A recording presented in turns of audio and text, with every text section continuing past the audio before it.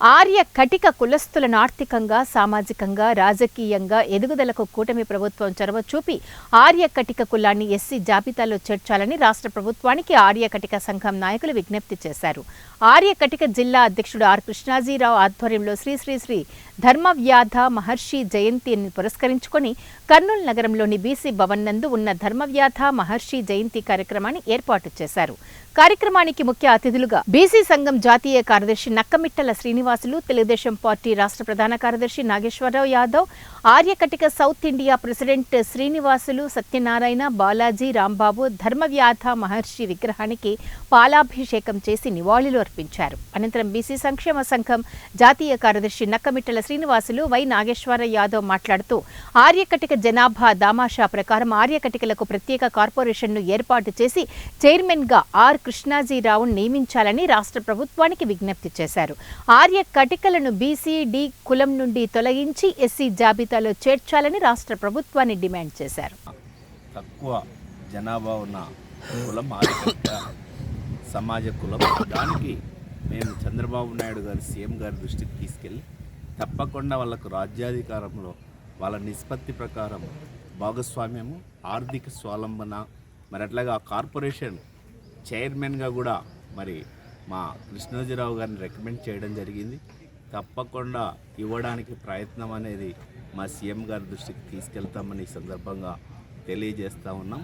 వాళ్ళు తప్పకుండా మిగతా కులాల మాదిరిగానే వాళ్ళని కూడా తప్పక అన్ని రకాలుగా గుర్తించి అన్ని రకాలుగా అభివృద్ధి పడడానికి ప్రభుత్వ దృష్టికి తీసుకెళ్తామని ఈ సందర్భంగా తెలియజేస్తూ చట్టసభల్లో బీసీలకి రిజర్వేషన్స్ కావాలనే అంశం కానీ అట్లాగే కేంద్ర ప్రభుత్వ స్థాయిలో ఒక మంత్రిత్వ ప్రతిష్టాపన కార్యక్రమాన్ని నిర్వహిస్తున్న ఆర్యకటిక సంఘం వాళ్ళకందరికీ ధన్యవాదాలు, కృతజ్ఞతలు. మరి ఆర్యకటికలకు అన్క్లీన్డ్ ఆక్యుపేషన్స్ అనే ఒక బిరుదుని చేసి అపరిశుభ్ర వృత్తులను నిర్వహించే వ్యక్తులుగా చూశారు. కర్నూలులో నేను హాస్టల్ వెల్ఫేర్ ఆఫీసర్గా ఉన్నప్పుడు ఒక హాస్టల్ను కూడా ఇక్కడ ప్రారంభించాము.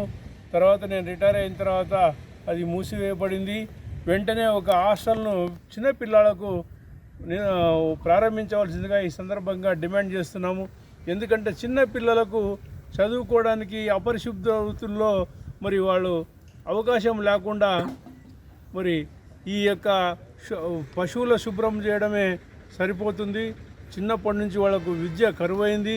కాబట్టి వాళ్ళ యొక్క విద్యావకాశాలను పెంచవలసిందిగా ఈ సందర్భంగా డిమాండ్ చేస్తున్నాము. మరి అరకటికలు ఆ మహర్షి అన్న తర్వాత, ఓ మహర్షి, నేను కాకిని చూసినట్టుగా చూస్తే నేను కాలిపోయేటువంటి వ్యక్తిని కాదు అనగానే ఆయనలో ఉన్నటువంటి కోపము, త్రాపము ఏంది, అక్కడ జరిగింది ఏంది, ఇక్కడ ఏమో చెప్పడం ఏందని ఆలోచనలో పడిపోయి అప్పుడు ఆమె చెప్తుంది. ఆయన అడుగుతాడు, ఏమ్మా మరి నేను చేసింది వాస్తవం, మీరు చెప్పింది కాకిని చూస్తే కాకి మర్చిపోయింది, నాకు ప్రాయచిత్తం ఏంది అని అడుగుతాడు. అడిగితే ఎక్కడ కాదు, ధర్మవ్యాధుడని మాంసం దుకాణం చేసుకుంటూ ఉంటాడు, ఆయన దగ్గరికి పోతేనే ప్రాయచిత్తం దొరుకుతుంది, లేకపోతే ఎక్కడ దొరకదు అని ఆ మాత చెప్పగానే ఈ మహర్షి ఆయన దగ్గరికి బయలుదేరుతాడు. బయలుదేరిన సందర్భంలో ఆయన మాంస దుకాణం చేసుకుంటూ ఉంటాడు. అక్కడ ఆ ఉన్న సందర్భంలో ఈయన పోయి చూస్తే తెలుసు ధర్మవ్యాధునికి ఆల్రెడీ అర్థమైపోయింది. ఏమర్థమైపోయింది? అలాగే ముఖ్య అతిథిగా మా డబ్బికారి శ్రీనివాసరావు వచ్చారు. అలాగే మా జాతీయ ప్రధాన కార్యదర్శి నాగేశ్వరరావు వచ్చారు, శ్రీనివాసులు వచ్చారు. అలాగే తెలుగుదేశం పార్టీ జాతీయ ప్రధాన కార్యదర్శి నాగేశ్వరరావు వచ్చినారు. తదితర మా సత్యనారాయణ, తదితర మా కుల పెద్దలు, మా బీసీ నాయకులు అందరికీ ప్రత్యేకంగా ధన్యవాదాలు తెలియజేసుకుంటున్నా. ఈరోజు మా బీసీ జాతిపిత మహాత్మా